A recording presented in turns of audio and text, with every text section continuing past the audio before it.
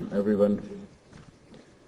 Session Chairman, Mr. Kapoor, my fellow speakers, ladies and gentlemen, a very good morning to you. Let me start by thanking OGTC for giving this opportunity to share some perspectives with this August gathering today. Mr. Kapoor started the session by stating that the world is going through a difficult phase, and India too is affected, as we know. Textile garment sector is also not spared. We have, while the growth has slowed down in several sectors, thankfully we have not seen the profit margins yet impacting in a big way, and momentum is still very much maintained. Hopes are high. Challenges indeed are there. I represent GIZ. It's a German development cooperation. GIZ India has one of the focus for GIZ India is the textile and apparel sector. Reasons are quite clear. It's the second largest sector after agriculture. Some figures were shared by Rajesh and Rosie. Substantial contribution to the GDP, employment, and of course sustainability indicators. GIZ's approach is to support the sector with twin objectives of competitiveness, contributing to the competitiveness of the sector and the sustainable development. We have been working closely with OGTC for almost 5 years now. And I'm glad to see the way OGTC and its members have taken up both the competitiveness and sustainability issues with much seriousness. However, I see a bit of, I see a lot needs to be done still. And while I was preparing this presentation, I thought it might be a good idea to share some of the theory part of it. I'm in this presentation. I'll be presenting. I found a case of UK where they have put together a sustainable clothing action plan. I'll be sharing with that the areas that are being covered. We have in India conducted a research on the practice of responsible competitiveness in the sector.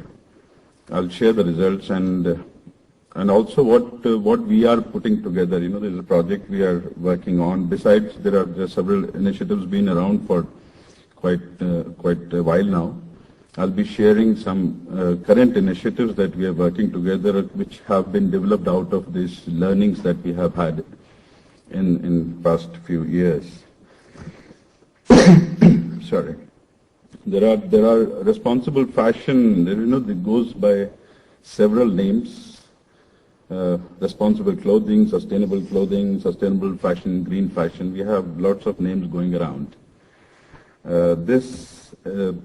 In a sense, most of these names have the same sense. In what they're trying to cover is basically talking about maximizing positive and minimizing negative environmental, social, and economic impacts along its supply and value chain. Clothing that is sustainable does not adversely impact people or the planet in its production, manufacture, transport, retail, or end-of-life management.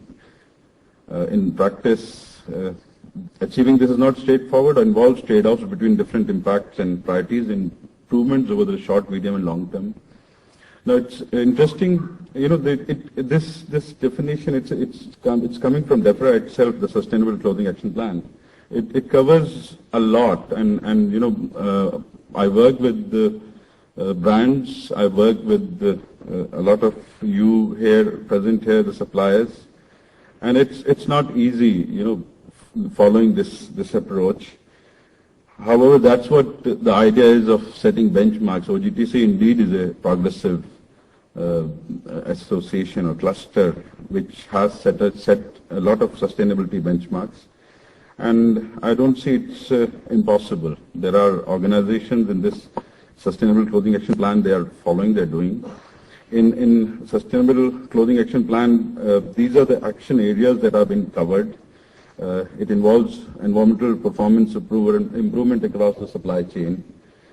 We know we work with some brands and how they are working on this, including supporting their suppliers in India in improving these practices.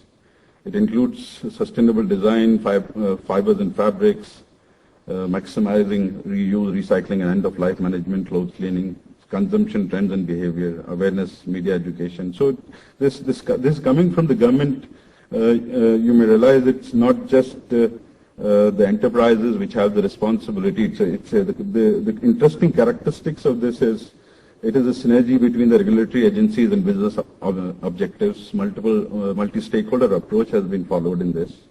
Clearly defined objectives, indicators, roadmaps, and timelines, covering the entire value chain and close monitoring and impact assessment. This is very interesting perspective. Yesterday I was in a conference in Citi, Confederation of Indian Textile Industry. They were talking about Vision 2020 in Mumbai, and the three big associations, the Clothing and Textile Association heads were present there, the AEPC, Apparel Export Promotion Council, Clothing Manufacturer Association of India, and everyone expressed the same sentiment that all have to come together.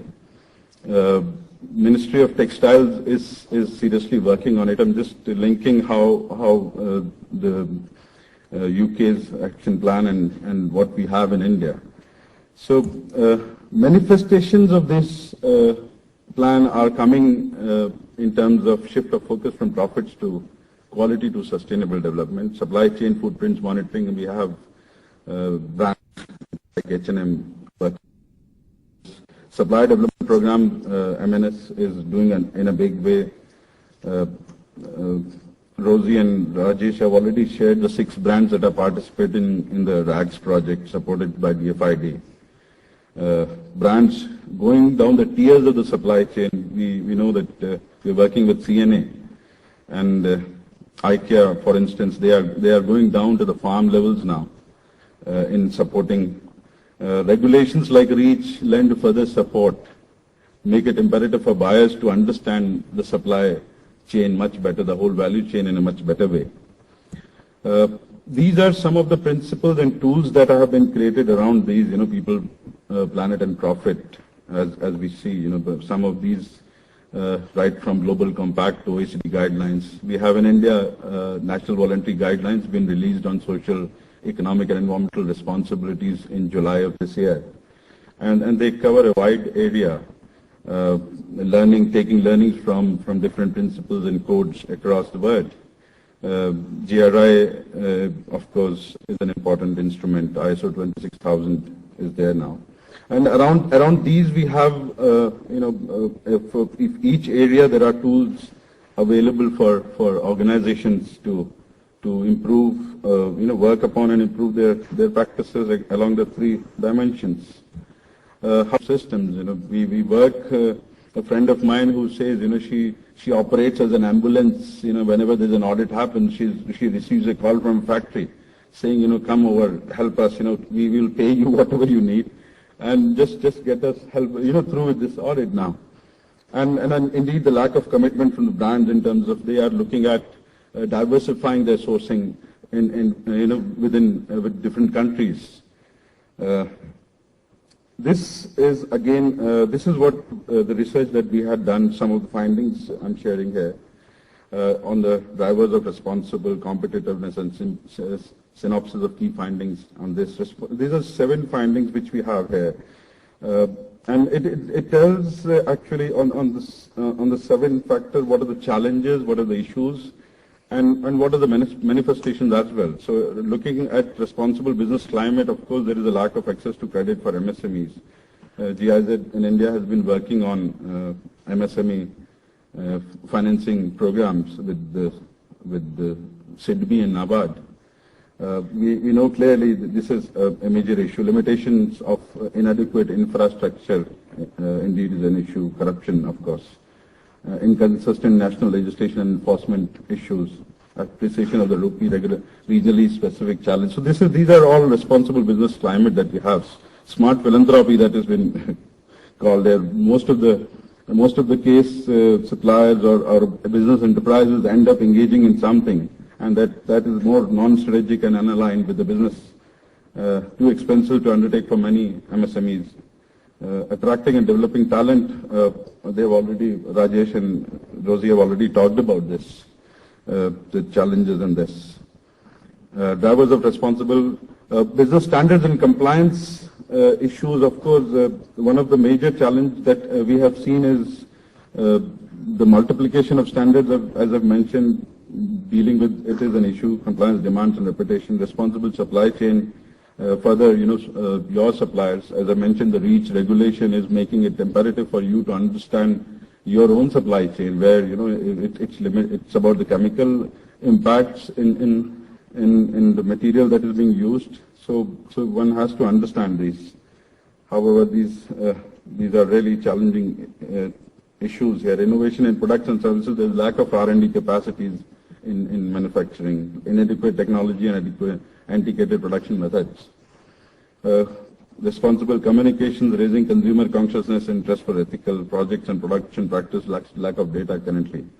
As I mentioned, the Ministry of Textile is supporting a huge program on these areas because of the whole issue of raising competitiveness of the sector for the suppliers. This is what we feel has been the missing approach, integrated management systems approach, because as I mentioned, most of the times it is an ad hoc and reactive approach to meeting the audits and or the standards requirement. This is what we feel has been missing in terms of managing this whole issues.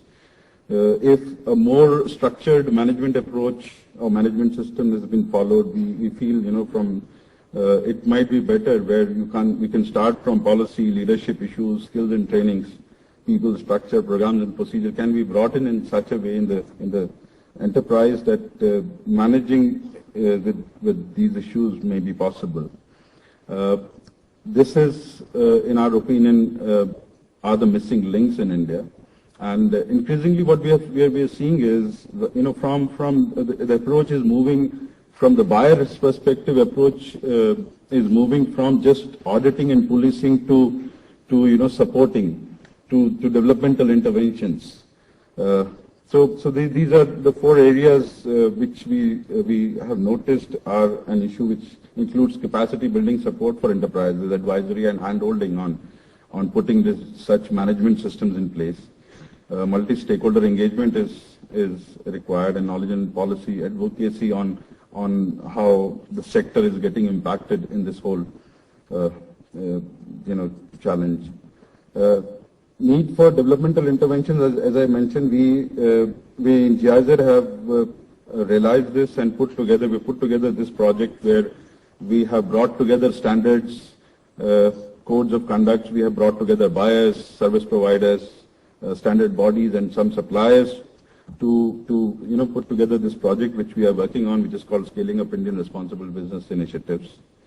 And this is leading to, it's a project being put together by GIZ, SAI, the standard setting body, and BSCI, the Business Social Compliance Initiative, which is a membership organization from Brussels. More than 700 members, I think, brands and retailers they have on board, with a joint objective of development of local capacities and contribution to increased coherence of responsible business initiatives based on multi-stakeholder partnerships. And this project is putting together this center called Center for Responsible Business with the 4 missing links that I mentioned, to put together customized training, generic trainings, support to suppliers on standards, management systems, strategies, knowledge. We are getting into, we are starting with some research projects, understanding the migrant worker issues in the apparel sector, how is it affected, how these things can be managed, while NREGA has its own benefits for people. suppliers are not getting the right people. How to manage this kind of situations is also, these are some areas of research that we are getting into. Forums and dialogues, we are working towards close engagement with more associations like I mentioned CMI, AEPC, City, and bringing together in some ways so that there is more learning and exchange starts happening. So I think that's about it at this point, and I would be happy to answer questions on this.